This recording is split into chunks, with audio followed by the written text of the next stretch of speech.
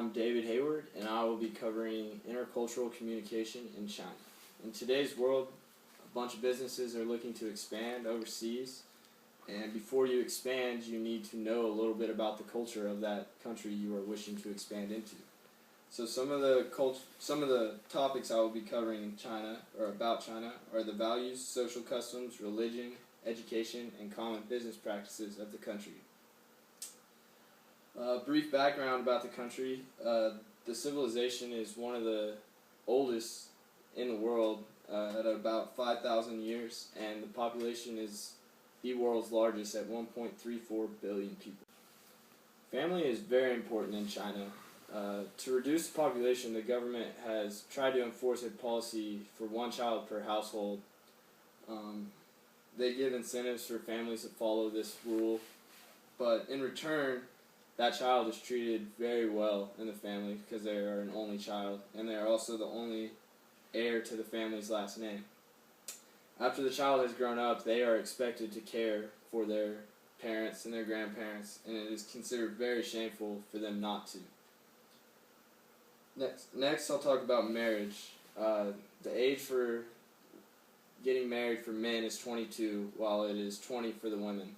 Until recently, students of the college and the universities there were not allowed to get married until after graduation. That has just changed. The role of the woman in China has changed also. Before, they were just expected to take care of the house, the kids, the in-laws, but now they carry those roles, but they also have to help provide for the family as well, financially. Next, I'll speak about the social customs of the country of China. Business customs. Patience is a virtue there. You cannot go into a business meeting and expect answers right away. You have to be very patient.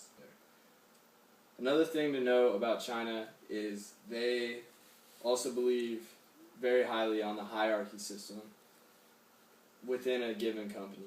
If you are speaking to a representative of higher up status, you need to be more formal with that person than you would of someone of a lower degree. Also, when you're dressing for a meeting, you want to dress very conservative, stick to darker colors. That's just what they do. Next, when greeting a person, when you think of China, you think everyone bows there, but that is now, in today's business world, considered more old-fashioned, and people are starting to actually shake hands like we do here. Another common thing for meetings is gift giving. Gift giving is very, very common there. If you're coming to a meeting or an interview with someone, it is not uncommon to accept or give a gift. When picking out this gift, you need to understand that number 8 is considered a lucky number there and very joyful number, and number 4 is the complete opposite. It is a number of death. So you might want to consider that when picking a gift.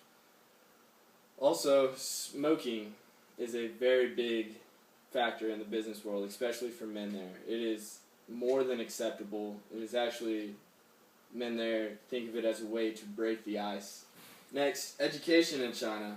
Education is considered very important, like anywhere else here in the United States. The children study a lot, all the way through grade school up into high school.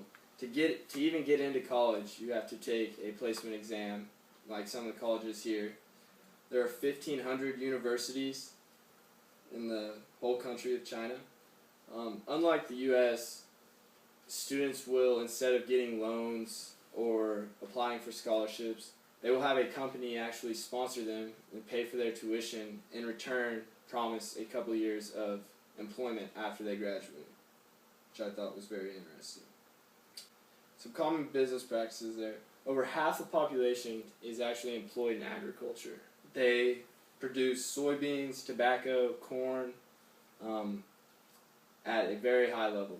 Since the 2008 economic collapse, they are actually one of the only countries that has seen an increase in almost all of their revenue.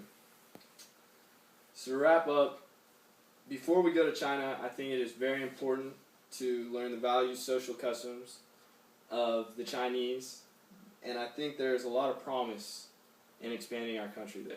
Thank you.